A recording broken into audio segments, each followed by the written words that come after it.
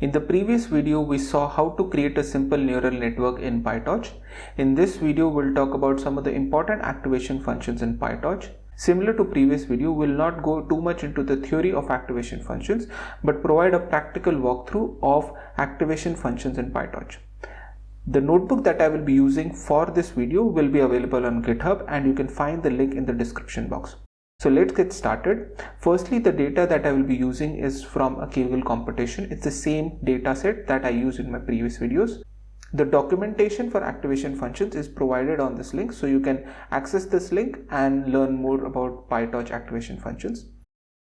First, we'll import all the relevant libraries. Then we'll import the data that we'll be using for this notebook. This is similar to what we saw in the previous video, so I won't go too much into details. After this, we'll do some data pre-processing, which is normalizing the data and then splitting the data into validation dataset and training dataset. Now let's begin with our first activation function, which is Sigmoid.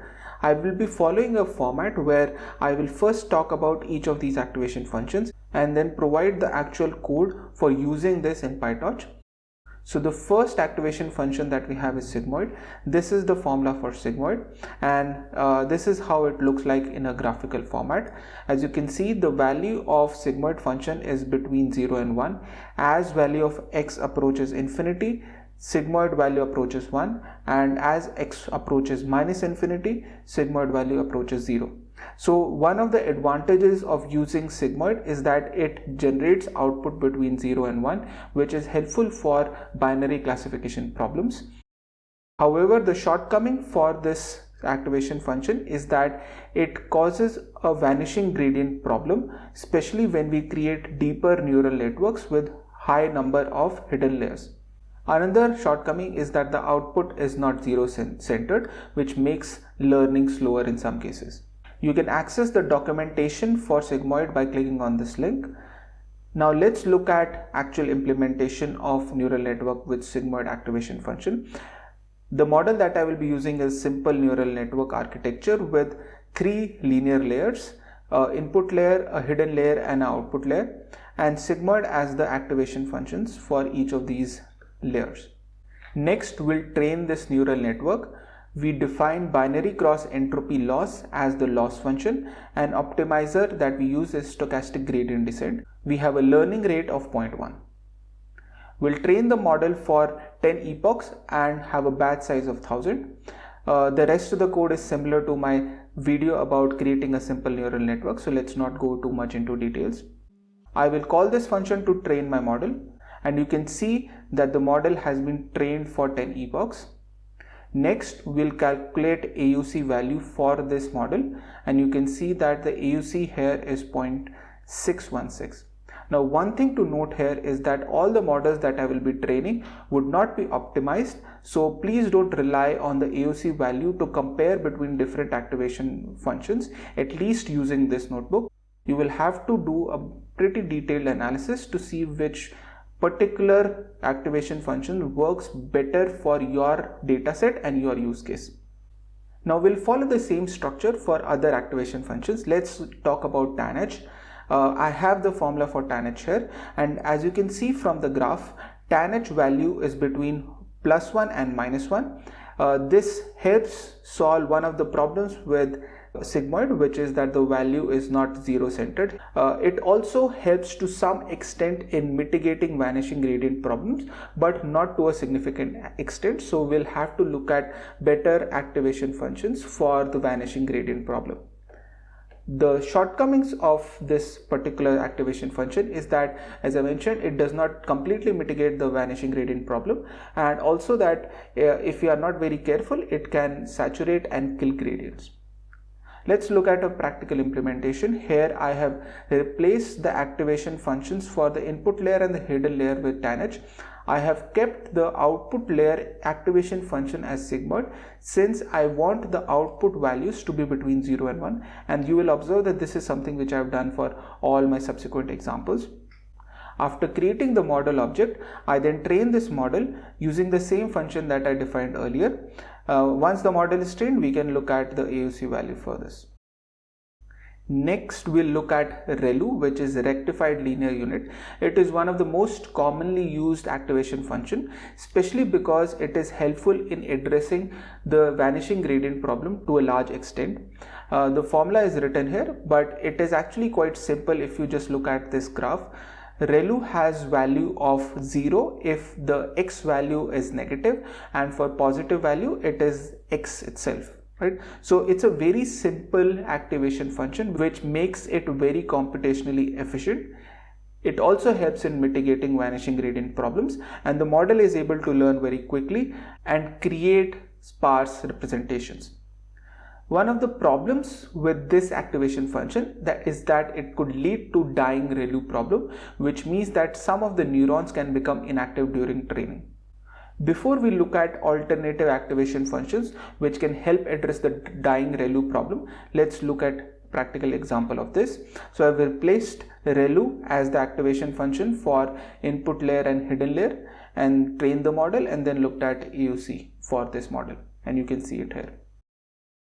Now, to address the problem of dying ReLU, we have the next activation function, which is LeakyReLU. In LeakyReLU, instead of having a value of 0 for all negative values, we have a small negative slope multiplied with the x values, as you can see from here, which means that it helps in addressing the dying ReLU problem because the gradient doesn't become 0.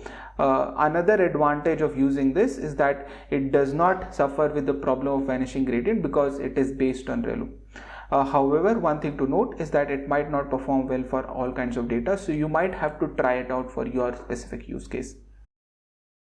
Similar to what we saw earlier, we can now replace the activation functions for our input and hidden layer with LeakyReLU, retrain our model, and look at the AUC value. Another variant of LeakyReLU is Parametric ReLU. You can think of it as a generalized variant of LeakyReLU, where instead of having one fixed parameter for the slope, we have a configurable alpha parameter. This can be tuned as we train the model. So the advantage of this parametric ReLU is that it gives us all the advantages of LeakyReLU along with having a configurable parameter which helps us determine the best slope for each neuron. However, due to this additional parameter, it might lead to slower training and additional computational resources. So you might have to try this out on your use case to see if that works for you. Here again, we have replaced parametric ReLU for the activation functions for the input and hidden layer, retrained our model, and looked at the AUC value. The next activation function that we'll look at is exponential linear unit. Here what we'll see is that the value of the activation function slowly changes from the positive value to a negative value. So the slope change is quite gradual. And that's one of the advantages of using ELU. It helps address the dying ReLU problem, but it becomes smooth slowly, whereas that's not the case with ReLU. However, it can introduce additional complexity to your model and can lead to higher computational cost while training. The final activation function that we'll look at is Softmax. Softmax formula is mentioned here. Softmax is generally used when we have a multi-class classification problem because it helps convert raw scores into actual probability scores which add up to 1. So in our case, since it's a binary classification problem, we have two classes. We don't have to worry too much about it. Generally, Softmax is used as an activation function for the final or the output layer to provide us the final probability value in case of a multi-class classification problem. While these are advantages of using Softmax, one of the disadvantage of using this is that it is sensitive to outliers, so we might have to be slightly careful about it. Now in our case, since we have a binary classification problem, the y values that we use have only one dimension which has values between 0 and 1. We want to convert this into two vectors, each representing the two classes that we have in our data.